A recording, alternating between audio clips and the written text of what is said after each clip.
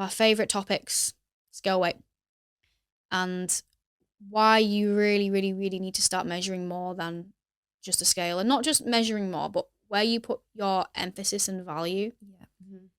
A lot of people coming to us, and maybe you're one of them, come from backgrounds like slimming clubs, things where you actually were monitored very closely on your weight and rewarded for it as well. And even if you didn't go to those things, you are always rewarded, aren't you? If you think about it, right? If you went into the office and you're like, oh, I've lost 6 pounds, everyone's like, oh my God, amazing. Just it's a constant stream of validation in society for losing weight. Like it's an inherently good thing. It makes you a better person. I think that's why we become so attached to it. It's not just personal, but we know the external validation is there.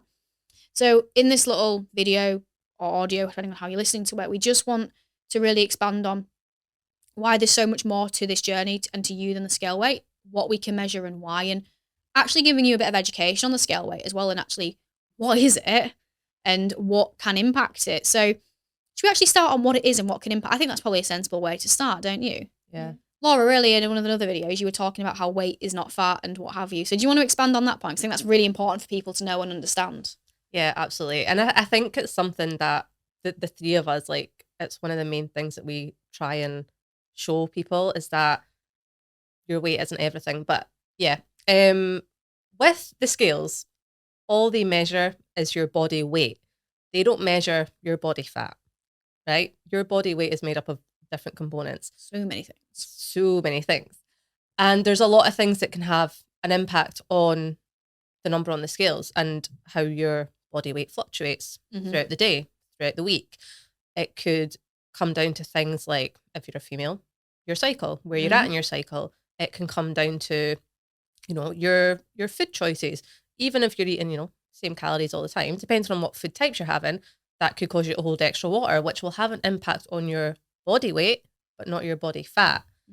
Things like your sleep, your stress levels, that can have an impact on it. The weather can have an impact on it. If it's really hot, you can hold some extra water that's going to have an impact on your scale weight. There's just so many different factors that people don't take into consideration when they step on the scales and get disappointed if it's not, moved down.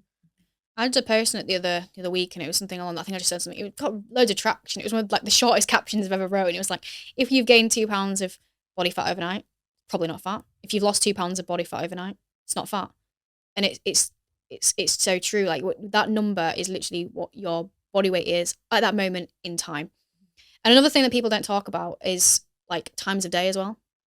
What you're wearing. And this is one of the biggest fucking problems I've got with slimming clubs is they do it at the end of the day, fully clothed. So it's like, well, jeans and a hoodie. So bad. People then strip as much as they can. That's illegal so that they can weigh less. People starving themselves all day. Like, it's so bad, isn't it? Now, how we like to look at body weight, Lift Your Life, is a metric amongst many. And rather than looking at it as a week by week basis, like, has it gone down this week? Because like I said, if you've gained a pound overnight, it's not fat. Is over time. Yeah. Trends of data over time. Because I don't like this approach and narrative in the fitness industry that you shouldn't ever weigh yourself and it's a completely bad thing, because it's not. It's your relationship with it that makes it a bad thing. Yeah. It is a tool for measuring, but that's it. It's a tool for measuring, and the issue lies in how you perceive that, how you impact it. Because some people could weigh themselves every single day and be fine. If you weigh yourself every single day and that's then going to impact your actions, that's a problem. So over time, if you're trying to lose body fat is coming down, then we can be sure that you are dropping body fat. If that weight over time isn't changing or going upwards over time, like, we're talking like 3-4 weeks, well, then that isn't in the right direction. That's how we can look at it. So there is no point in getting caught up and upset by big fluctuations in a week or in a day, because that is really, really, really, really normal. It's actually really, really, I think that's the thing to say, is it happens to everyone.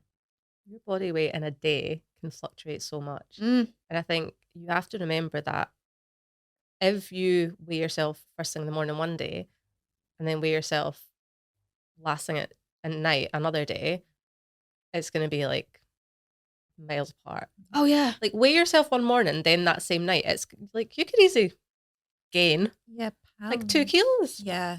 You could pass that off in like in like celebrity magazine, not magazines are a thing anymore, when they're like, so-and-so lost like half a stone in a day. That's probably what I did. Yeah, Probably weighed herself at night and then the next morning. Yeah. It's like, well done, mate. And she had a massive poo or something. That's another thing people don't talk about, like, you know, things in your stomach. And this is another thing as well that is problematic. Everyone always talks about the scale weight negatively impacting them, and that's a problem. But what if you only feel good about yourself when that scale goes down? So, like, I've had it before where a client's been really poorly, like, you know, sickness, going to the toilet a lot. And they wake up the next morning like, oh my God, this is so good for my diet. I've lost 10 pounds. I'm like, it's 10 pounds of water. And we don't want to celebrate that because that's not a good thing that you're so unwell. And all that's going to happen is that most of that's going to come back on because you've just depleted everything in your body and you don't want to feel bad about that. So with us, it's not just when we're working with you, it's not just looking at your weight, but your relationship to that. And we want to get you to a place where you can feel pretty neutral. And I'm not going to say you're going to be super positive and neutral because no one's not. Any fitness fluencer who's like, I weigh myself and I'm completely fine with it all the time, it's a bit bullshit. Anyone who's following a program, expecting to see fat loss and see that number go up is going to feel a little bit frustrated. It's how you then move on. Do you have that, oh, that's fucking annoying, but I know I'm in a deficit, so I'll crack on, versus that's my day ruined. Either I'm going to restrict or I'm going to overeat because I've ruined it. It's all about trusting the process. As cliche as it is, trust the process, and you're not always going to see the movement and the scales that you expect. It doesn't happen. No. You just have to trust that you are doing all that you can do and all that you're supposed to be doing. And then trust comes from obviously knowing that you're doing the things that you're doing, holding yourself accountable. And then I think as well, holding that education around, well, why has it gone up? So I do want to expand on a few of the things that we said about, well, why can it go up if you've done all the right things? So just go around in a cycle. Yeah. So speaking of cycle, I'll start on menstrual cycles. There's 2 points in your menstrual cycle where you will potentially, and I say potentially because everybody's body's different, but most people tend to see small bumps around ovulation and in their week just before their period. And the reason is that your body basically, at that point in time, holds onto a bit more water without getting too sciencey about it. So it's very normal to see fluctuations. So this is why tracking your menstrual cycle is really important. One, I think it's really beneficial if you do have natural cycles. By the way, this is not really relevant for people on hormonal contraceptives.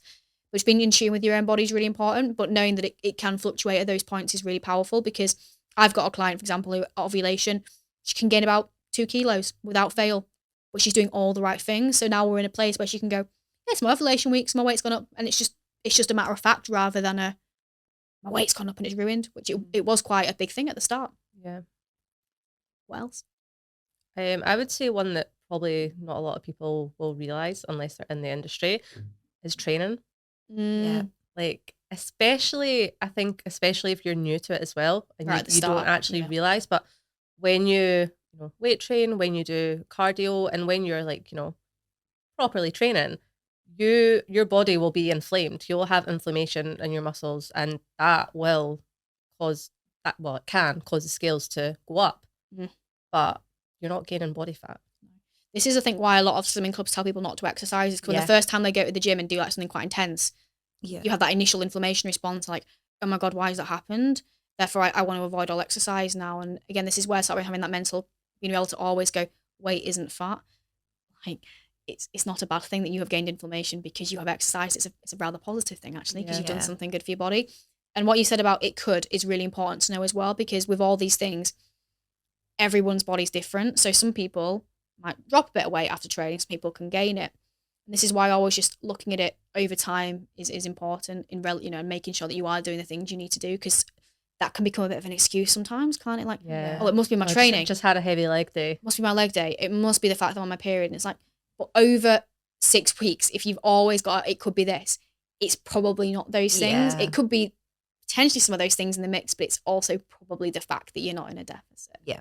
Leanne, do you have any other ones that are big sort of contributors to seeing spikes? Yeah, so, I mean, no surprise, but I'm just going to talk shit. Like, literally short and simple, but like, are you pooping regularly? Like, how is your digestion? Because if your digestion's messed up and kind of one day, you are going to the toilet regular, but then the next day you're not, like that will all contribute to scale weight. Like, if you're weighing something, doesn't it? Well, exactly. Yeah. So if your digestion's rubbish and, you're a little bit constipated and bloated because you've not been eating the best foods and stuff, then the scale weight is likely to go up. But if you wake up the next morning, go to the toilet and, what do they say? Like, drop the kids off at the pool or whatever. Sorry.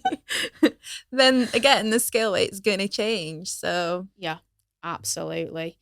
it depends obviously how backed up you are. It can add quite a bit. Well, that's it. And when you said that the certain foods as well, like Laura was saying earlier, carbohydrates, store as water. If you have something like quite an oily meal, fats really slow down your digestion. So again, that can make the scale go up a little bit. Something salty, A lot of soda, yeah. And this is why when people go on holiday and they gain like 10 pounds, it's not all body fat.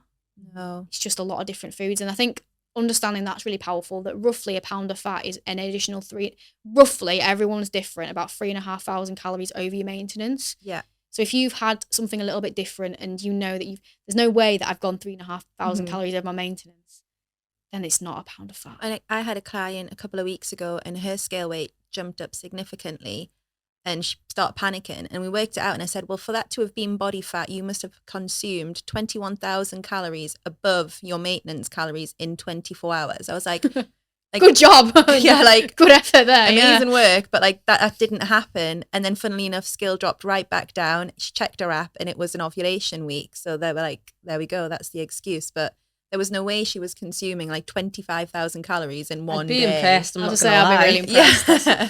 I'm not advocating that, but that's just to sort of bring context into it. Now you sort of have that understanding. I think it's really sort of now being able to have all the focuses and looking at, well, what do you measure? Because I think humans like numbers, don't they? We like data. We like things to measure.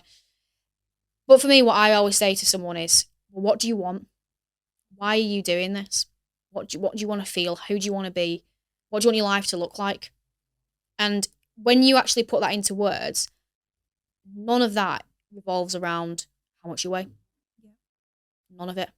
And to an extent, none of it even revolves necessarily around a clothes size. It revolves around a feeling. The clothes size might come into the feeling, and the number that maybe you felt comfortable at a point, it's all part of the feeling.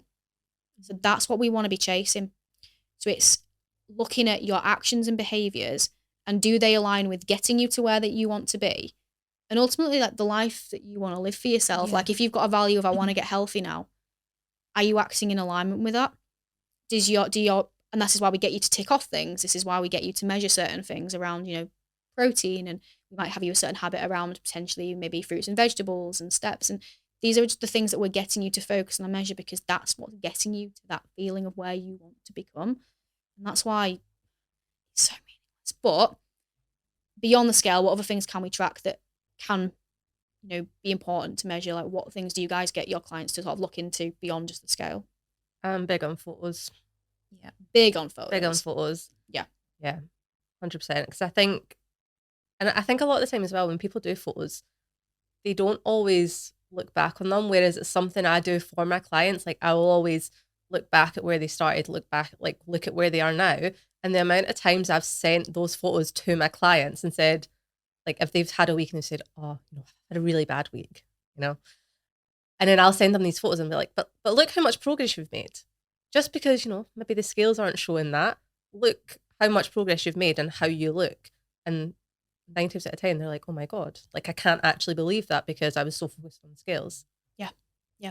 Progress photos are really, like I said, good to use over time. Again, I would be mindful of doing it every single week and looking at yourself each week and going, there's no change. Oh yeah. You're not going to, it's like the blade of grass analogy I like to use. Like if you saw a blade of grass and you kept looking at it every day, like, it's not changing.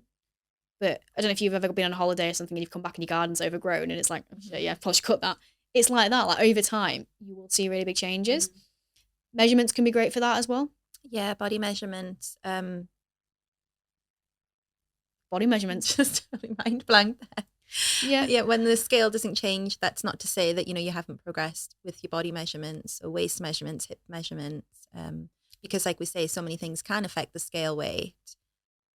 But if you are losing body fat and your dimensions are changing, so to speak, then yeah. And, you can sometimes have like, if you do like numbers, because I think we do like numbers, people do like numbers, and we like to use ranges a lot rather than fixed numbers because it beats that all or nothing thinking. But you can look at numbers in the gym. Maybe you decide one day, actually, I really want to be able to hit a certain weight in the gym. That would be really good for me. Yeah. Maybe it's like a streak of, I really want to. I really want to commit to being able to do this for 30 days. Just give yourself little numerical targets that are manageable and doable, that are in your control. And I think that's the main thing. Like, obviously not everything's always in your control. Like if you broke your legs, you can't do steps. Okay. But you've got more impact and onus on your daily actions and decisions than that scale that you can't control.